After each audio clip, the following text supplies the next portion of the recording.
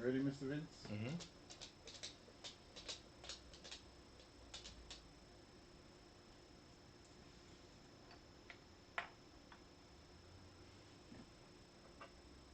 Hey, we're talking about fan service. Up next on Geek Out SA. Do not attempt to adjust your YouTube video. We control the stream.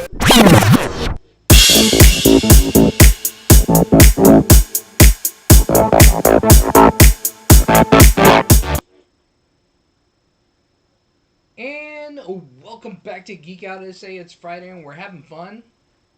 We're back. We're here. We're talking about fan service today. I was frozen. I was like Zoom frozen. I made Stuart think that I thought it was gone. Look at that guy. What the? I know, he was looking around at all the controls and stuff. He's like, damn it, Colleen's pulling a Vince. I'm sorry, this is Mess with the Producer Day.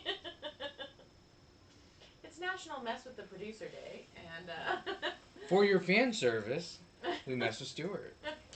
Oh, is that what the fans want? They want us to bother Stuart? Bother Stuart. Oh, Anakin. You're making me panicking, because there's no panicking of what to do when you knock over my camera, you turkey buzzard. Okay, so fan service. So, there's a ton of things that have been coming out, but fan service has existed for a long time. Okay. So, explain what fan service is. I was like, let's start from the beginning. From the beginning. So, there's a couple of ways to look at this, and it depends on who you talk to. One of the things that I personally always associate with fan service is the Star Wars fandom. Mm-hmm. Star Wars is very like tantrum throwy, like I want it to be the storyline that I want what I want to see the characters that I like, I want to see them do exactly what I wanted to see. So for me, fan service has always had like a negative connotation. Right.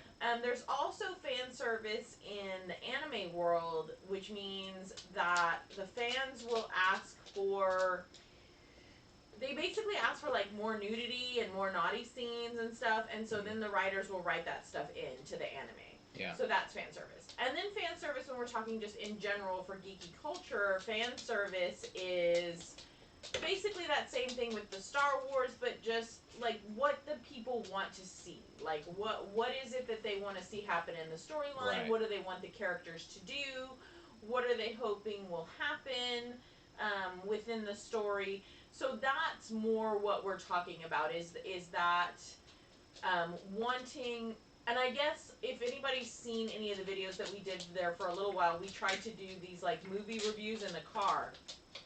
And then we did a movie review of Ready Player One, and I cried through the whole thing. Because they did not offer me any fan service. Right. Because it was not anything like what I had hoped it would be or wanted it to be. It was very far off from that. But the book was kind of complete fan service. The book was complete fan service. It was totally and completely written for those of us that grew up in the 80s and lived our childhood through the 80s. And they took a different fan service approach in Ready Player One than the book took. And the book, for those of us that were fans of the 80s and loved the 80s, we felt like it paid homage to those things that we loved. And in the movie, it felt like it was just a mashup of a bunch of junk that they threw together to give fan service. So a lot of the problem with fan service is it can often ruin a storyline.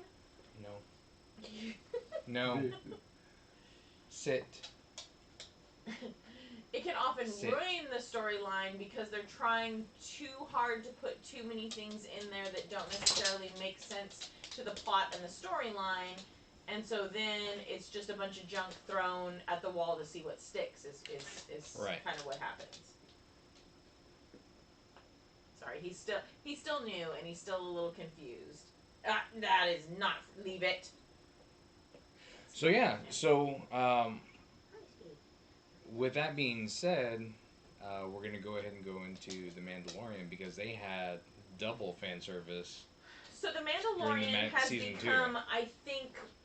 The Mandalorian has become what people think they mean when they mean fan service, as far as in the Star Wars world.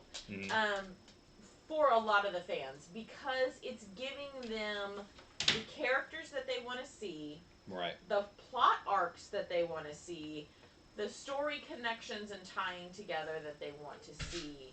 And so, first of all, you've got Ahsoka Tano. Right. Who none of us even knew about until Clone Wars. So, right? but even before that, we get Baby A Yoda. We get Baby Well- Yoda in season 1. Well, And- first we get a Mandalorian, right? Well, so we yeah, get this we do homage get a to Boba Mandalorian, Fett because yes. we've all been like obsessed with Boba Fett. We don't even know why we're obsessed with Boba Fett. He had like 2 seconds of screen time. We're obsessed, right? Mhm. We love Boba Fett for whatever reason. So first of all, we're getting a Mandalorian. So we're getting this, and we know that somewhere in there Boba Fett's coming, right? It's Right. Just, it's got to happen for us. So we get that. Then yes, we get Baby Yoda. Mhm. So I mean, who doesn't love Yoda in the first place? I mean, Right. even my kids who don't like Star Wars, because a lot of my kids say that Star Wars is boring, which I don't get, but they do. They think Star Wars is boring, so fine, it's not their thing. But there is this thing called bad lip reading, Mm-hmm. and they do these parodies of different things, and they put stuff on there. And so there's this really fun video on YouTube with Yoda, and it's Seagulls Stop It Now. And it's the whole scene with him and Luke in Dagobah. Yeah. But it's Yoda's telling Luke this story about how seagulls attack him and peck his head and stuff like that. And these kids like love it. They're just roaring. Like everybody loves Yoda. Like how can you not love Yoda? He's just like this weird little green dude that speaks funny and like has all this knowledge and stuff, right? So now we have a baby one, and he's just the cutest little thing. And so who doesn't love cuteness, right? So it's just fan service on top of fan service on top of fan service. Like the whole time you're going through, and it's old characters that you haven't seen, it's mentions of things that you haven't heard in a long time. So that's what made The Mandalorian so popular to those of us who were already part of the Star Wars lore. Yeah. And then they bring in Ahsoka Tano. Mm-hmm.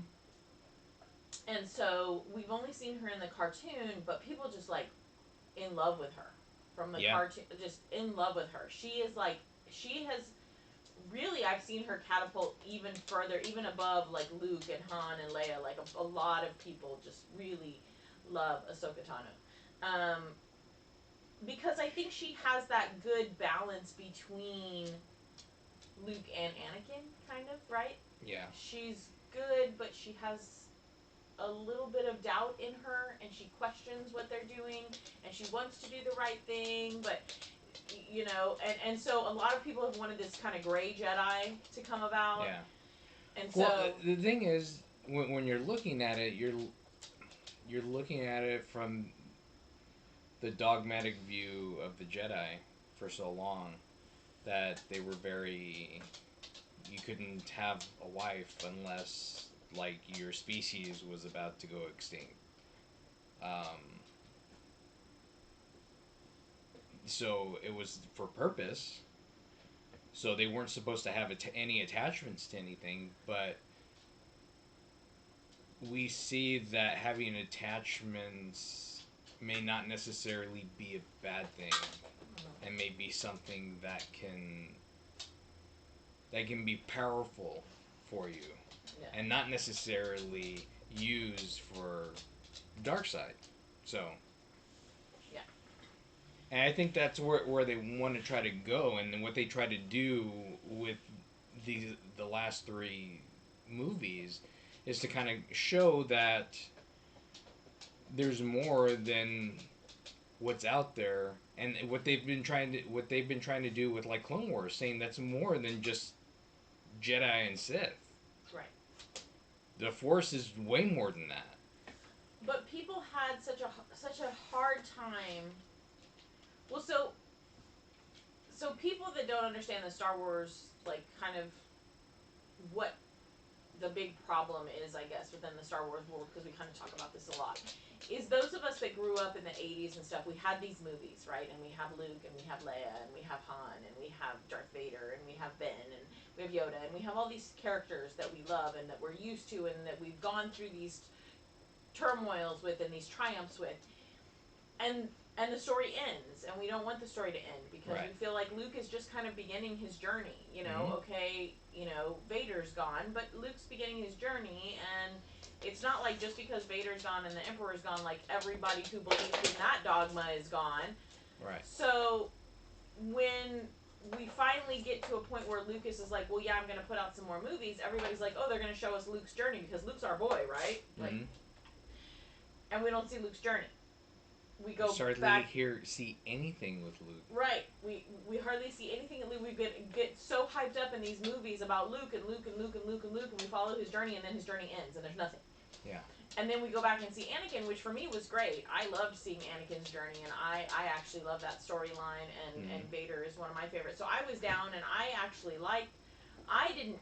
It made sense. The fan service. He had, and I keep saying this. He had to be how he was in order to become Darth Vader. That's the reason he became Darth Vader.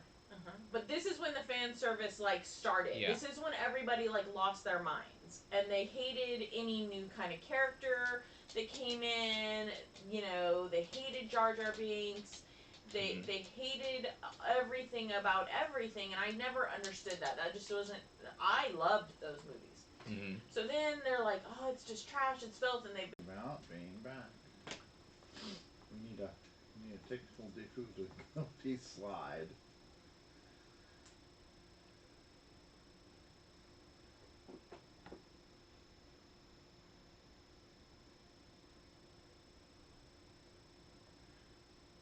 Well, I don't know why it's not coming back on the YouTube bit.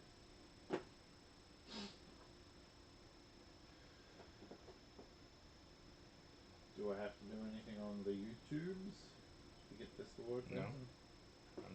It's starting soon. Is that what you see? That's what I see right now. On the YouTube? Yeah. Oh. Well, I can't see that on the YouTube. So I guess. I'm watching it right now. Alright. Starting soon. I guess. I'll just put you back. And we're back. Because we had internet issues, and we're back again, so. It was George Lucas who wanted us to stop talking about Star Wars. Disney. But yeah. I love you, Disney. Look at my pets. I don't think it was Disney. I think it was, that guy right there. He didn't do anything. Yeah, I think he stepped on a wire. No. No, it's because the internet wires are all back there. You can't even get to them. He says, challenge accepted. It was Anakin. He thought they were younglings. Oh, dang. Too soon. Is it? It's been a while. So what we were trying to get at earlier was that... The first 3 continuations and the next 3 continuations all sucked. Were really great, but people who like to whine and cry about fan service wanted to whine and cry. They were awful. Awful. So, one of the things that they missed was Luke, and they missed his journey. And so that was one of the things that Mandalorian did really well that made people, lose their minds, basically, was we get to see part of Luke's journey. Yeah. Right?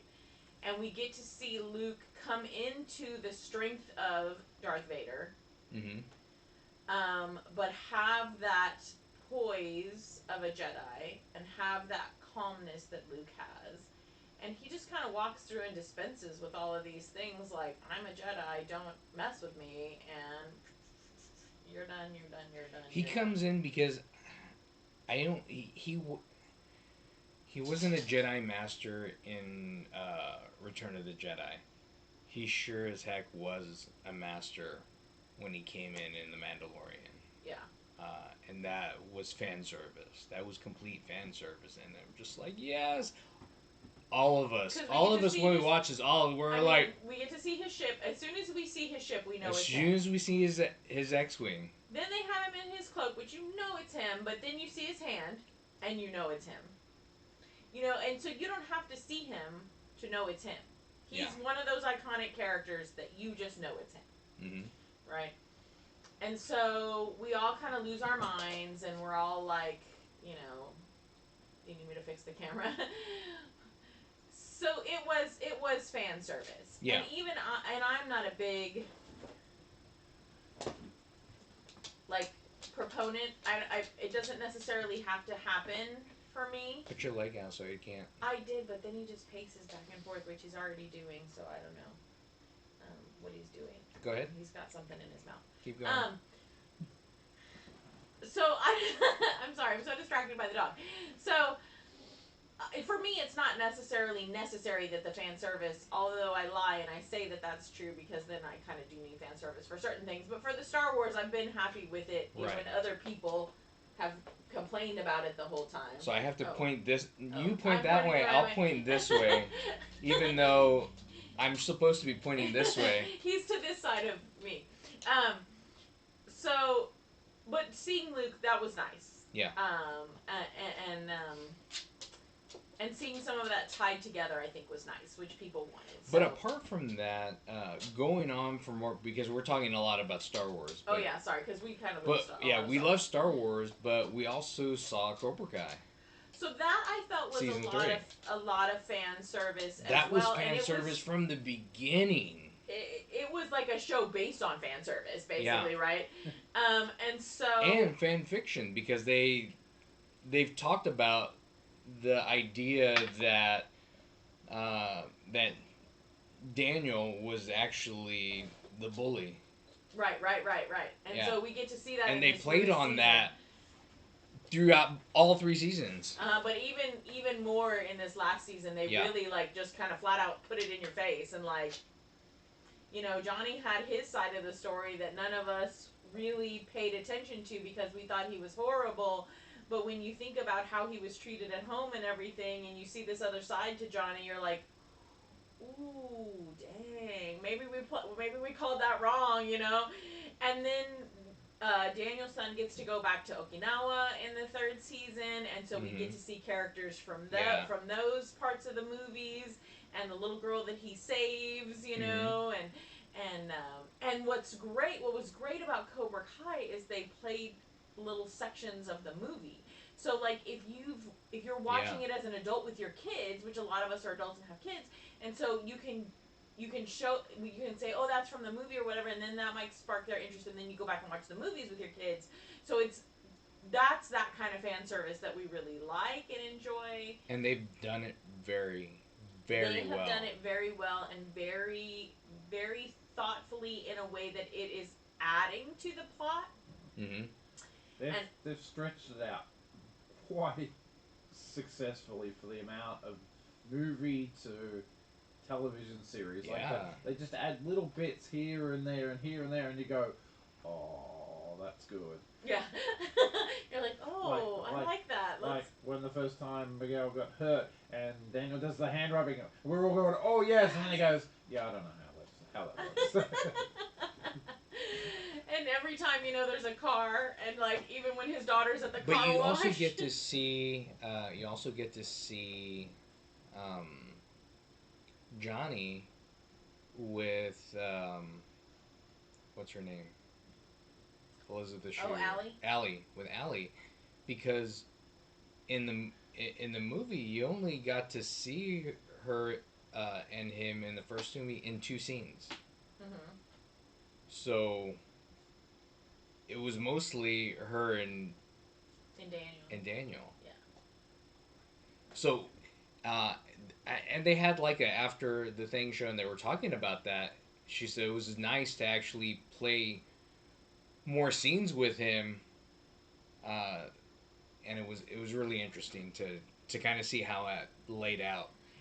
And I think what's interesting, and I think what's fan service to those of us that watched the movies originally, is they are now in our age bracket, right? Yeah. And so we're watching people that are going back and reliving these high school things, and we're thinking, that's us, right? Mm-hmm. We can relate to these people and how they're going back, and yet here are their kids as teenagers, so our kids that are teenagers, those of us that have teenage kids, which is a lot of us, can relate to that. So we can relate to this as a family, yeah. And that's something that we can tie together, which I really love as far as that goes. I just think that it's one of those things that has been really successful, and not all things are really successful like that when it comes to bringing us what we want. Like trying to revamp the Ghostbusters. They're trying to revamp a lot of these things from the 80s and trying to bring these characters back and give them life, and they're not being successful with them. Well, look, the jury's out on the Ghostbusters until we see the next one. Yeah. The next one they might be able to do it. The other big one for the fan service is the whole Marvel movie 10 years on combining every goddamn movie they put out. Well, and I'm curious to see what happens with WandaVision, because it's available and we're going to start watching it, and people are already complaining about it. But you were talking about Ghostbusters. I didn't have a problem with the female Ghostbusters. I didn't either. I thought it was a great movie. Yeah, I thought it was a good take. We even get fan service in there with having Bill Murray in that movie. We don't have him as... Right, he's not Venkman. He's not Venkman, but he's still in there. And those are kind of the same things, like... was like back in the day, like in the Hulk, wasn't Lou Ferrigno in one of the Hulks as a character, as a security guard or something like that. Yeah. So they've been doing that, and those things are appreciated. They have the fan service of Stan Lee when he was alive in all the Marvel movies.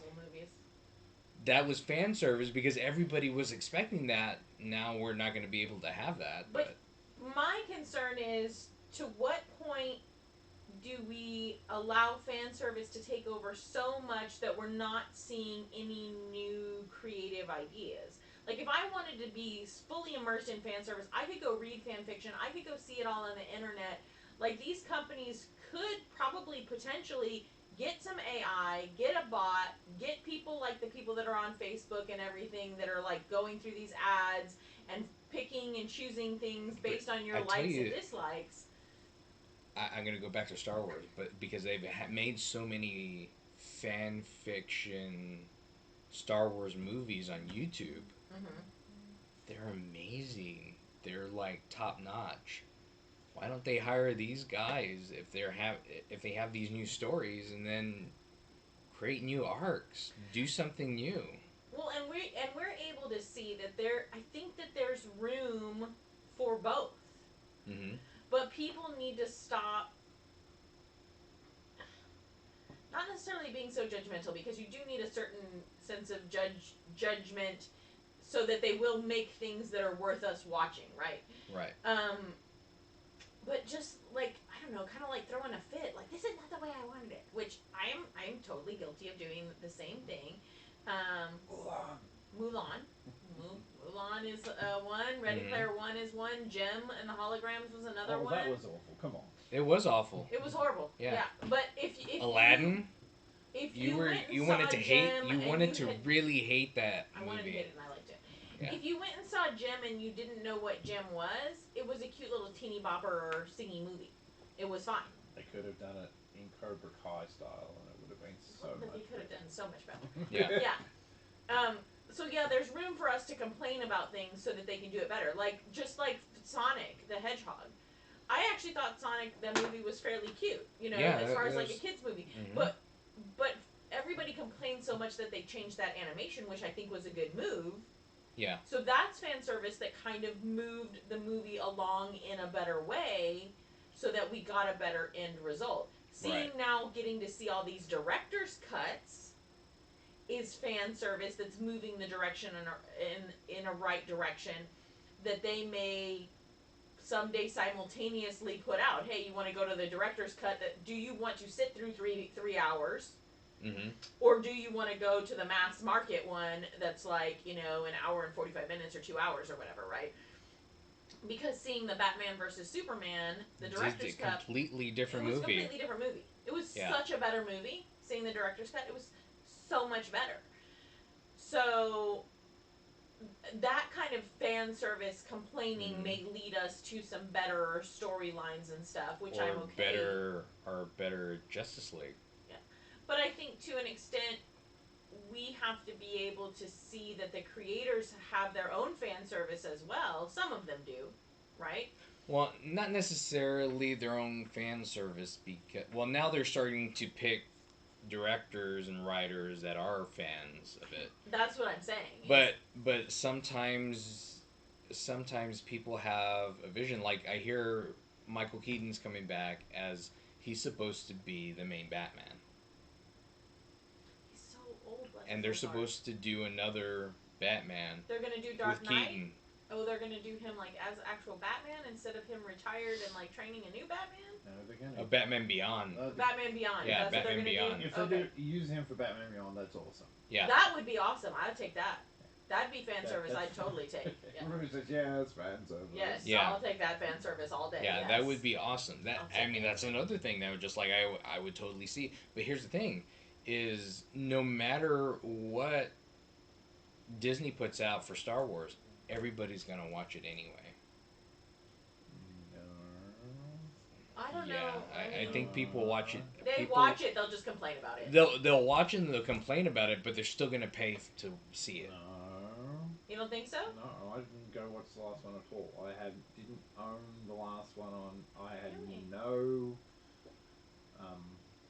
need to even see the last movie that they That put was out. so good. No, it wasn't. It was so good. I don't know. It was fantastic. You still saw the first two. Yeah, I did, and that was it. After that, it was like I'm The done. last one was fantastic. I was done, and then the Mandalorian. But came here's the along thing. and was like, oh, that's awesome. You're always going to think, well, maybe it's going to be better. Maybe it's going to be better. I'm always going to say that. Well, and it's funny because Kevin Smith said it best in an evening with Kevin Smith. He said, bad publicity is actually the best kind of publicity. Because when people are saying that's horrible, people inherently want to go check it out. And they want to go see if it's as horrible or if they want to put their 2 cents worth in or whatever. So actually all of everybody saying that these things are horrible is actually probably pushing these things to get more viewership than they would if everybody. But because there's people there that say this is great. This stuff is great. Like people hated Solo. I love Solo. I like Solo too. I thought it was alright. Yeah, But there was a ton of people that hated it. Hated it. Yeah, they hated it. We just laughed and had so much fun when he was down there with Chewie, when they were both down there, and he's, speaking Wookiee and everything. We were just like, this is the best thing ever. Like, we were just enjoying the heck out of it. And thought that the actor was another one that they coached really well and had some of Harrison Ford's mannerisms down and stuff. We thought that they did a really good job with that. So, and how can you not love Woody Harrelson? Like, whatever Woody Harrelson touches is usually pretty gold. So, Yeah. How can you not love it? So. But now we're hearing things about Keanu Reeves being in Star Wars with whatever they're going to do next.